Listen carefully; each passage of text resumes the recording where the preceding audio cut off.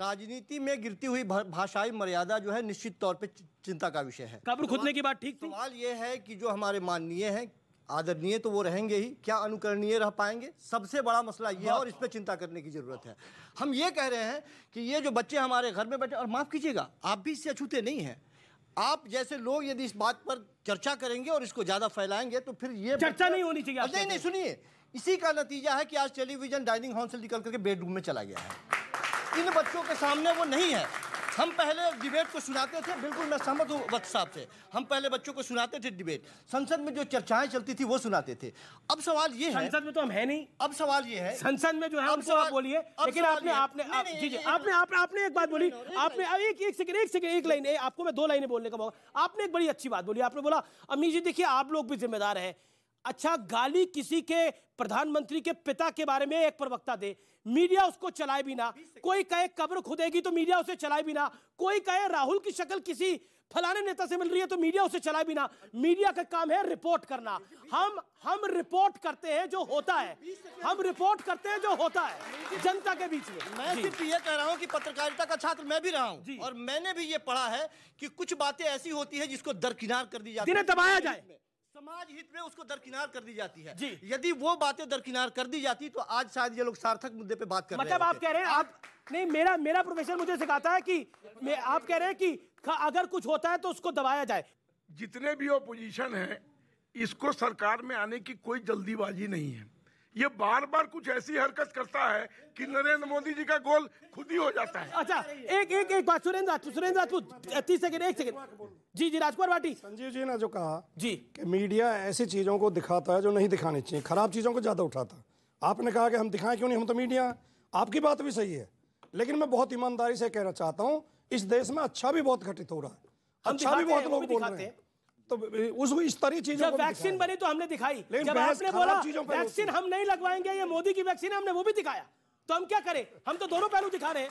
हमने तो ये भी दिखाया कि हमने भारत ने वैक्सीन बनाई और उसमें लिख दिया सर्वे भवन्तु सुखिना कि पूरा, और हमने वो भी दिखाया जो नेताओं ने बोला कि वैक्सीन हम नहीं लगाएंगे, ये नरेंद्र मोदी की वैक्सीन है, हमने वो भी दिखाया। तो ये जनता को पहचानना है कि कौन सही कौन गलत। हमारा काम है सच को पटल पे रख देना। गौरव भाटिया, मैं आपके पास आता हूँ।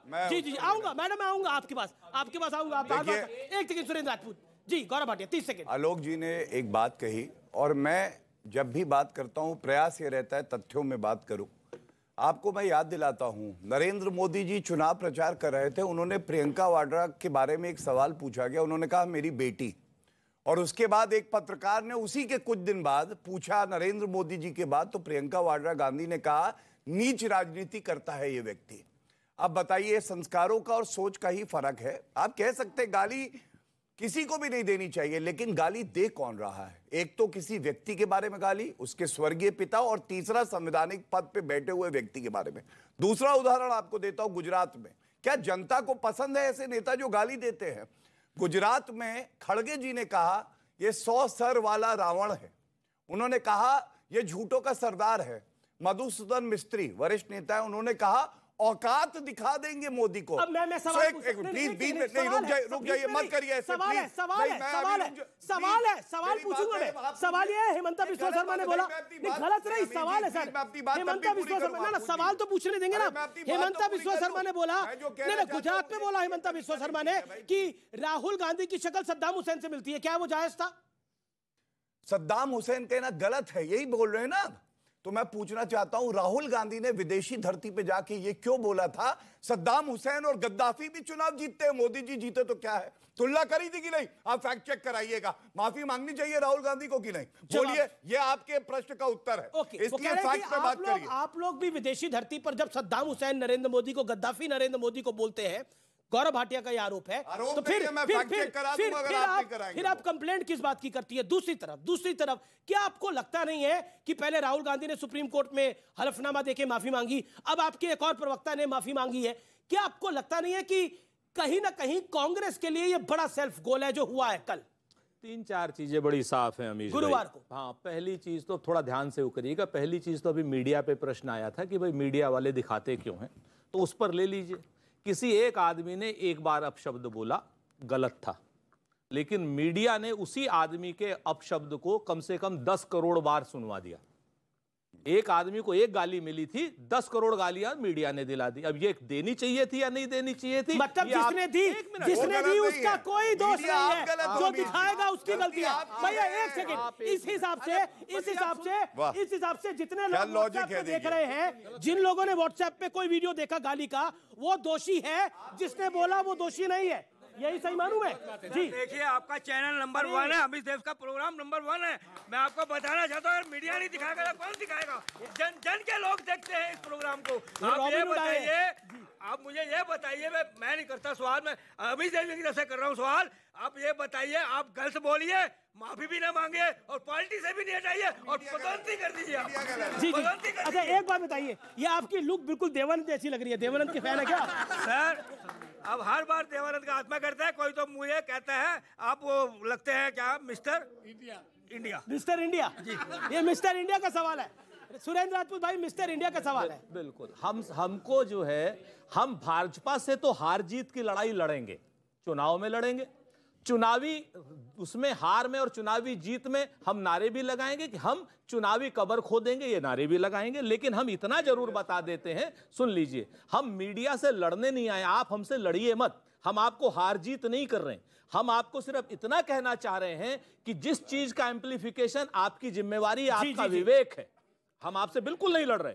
आपका विवेक है कि आप गालियों को एम्प्लीफाई करोड़ों बार करवाते हैं या आप अच्छी चीजों को एम्प्लीफाई करोड़ों बार करवाते हैं। आप इन लड़कों की, इन बच्चों की, इन लड़कियों की नौकरियों को आप करोड़ों बार कहला करके नरेंद्र मोदी जी के ऊपर दबाव डालते हैं कि साहब इनकी नौकरियों की व्यवस्था कीजिए, महंगाई की व्यवस्था कीजिए, या फिर आप इनकी गालियों को करके नरेंद्र मोदी जी को समर्थन दिलाना चाहते हैं। ये है कि कांग्रेस के नेता नारे लगा रहे हैं, मोदी तेरी कब्र खुदे की, इन्हें नारे लगाने चाहिए थे युवाओं को नौकरी दो। कांग्रेस के नेता नरेंद्र मोदी के पिता के बारे में आप शब्द बोल रहे हैं, इनको कहना चाहिए था कि नरेंद्र मोदी नौकरी दो। लेकिन सवाल यह है कि जनता देख क्यों रही है, मीडिया दिखा क्यों रहा है? और कुल मिलाकर मेरे पास सुप्रीम कोर्ट का वो हलफनामा है जिसमें ये अनकंडीशनल माफी मांग के आए हैं। अनकंडीशनल, माफ करिए, ऑर्डर है, माफ करिए, ऑर्डर है, माफी मांगी है। सुप्रीम कोर्ट के आदेश के ऊपर ये गांधी परिवार का सुप्रीम कोर्ट कुछ कहना चाहता है, इस पर भी सुन लीजिए। देखिए कितने भारतीय जनता पार्टी वाले लोग चालाक हैं, शातिर कहूंगा तो FIR करा देंगे, ठीक है ना? ठीक है, तो भाई हम चालाक कह रहे हैं, कितने चालाक हैं। सुप्रीम कोर्ट ने ये जब वर्ड कहा उसमें कि साहब इन्होंने तो ये गलत कहा, लेकिन आपने जो 153A की धारा लगाई, ये क्या सही लगाई? हटाइए इसको। तब जब ये हटी नहीं है, नहीं हटी नहीं, अभी हटेगी, हटाइए। राहुल गांधी ना हट जाए, 120B की धारा लगाई, 120B की धारा लगाई, क्यों लगाई? सुप्रीम कोर्ट जब धाराओं के लिए आपसे पूछता है, असम की सरकार से पूछता है, तो ये लोग चुप, एकदम गांधी जी के बंदर बन जाते हैं। गांधी जी के 3 बंदर, ना देखना, ना सुनना, ना कुछ करना। सर अभी एक दिख रहा है मुझे पॉइंट।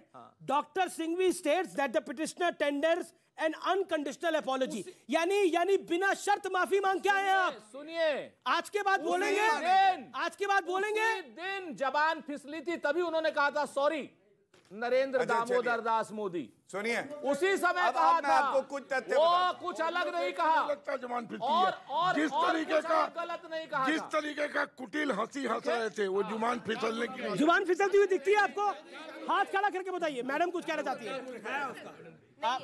आपको जुबान फिसली हुई दिखती है? नहीं, बिल्कुल भी नहीं, उन्हें जान के वो लाए, जान के बोला। यस, जानबूझ के बोला था उन्होंने, ये गलत शब्द बोले थे, हंसे थे। और ये अगर घर में माँ बाप को ये गाली देंगे तो ये बच्चों को क्या सिखाएंगे? कोई अच्छी बात है, वो तो देश के प्रधानमंत्री नहीं, जो कांग्रेस के प्रवक्ता है, जो कांग्रेस के प्रवक्ता है।